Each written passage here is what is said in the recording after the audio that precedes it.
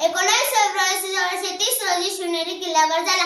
त्यांच्या आईचे नाव जिजाऊ तर वडिलांचे नाव शहाजीराजे होते. शिवराय लहान असताना जिजाऊंनी त्यांना रामाच्या, कृष्णाच्या व अर्जुनाची गोष्टी सांगितल्या. लहान वयातच शिवबांनी आपल्या मावळ्यांसह स्वराज्य स्थापनेची प्रतिज्ञा केली. तोरण किल्ला जिंकून स्वराज्याचे तोरण बांधले. अशा पराक्रमी शिवरायांचा मृत्यू 3 एप्रिल 1680 रोजी झाला. जगदंब जगदंब ना चिंता ना भीती, ज्याच्या मनामध्ये राजे शिवछत्रपती, राजे शिवछत्रपती, शिवछत्रपती. धन्यवाद.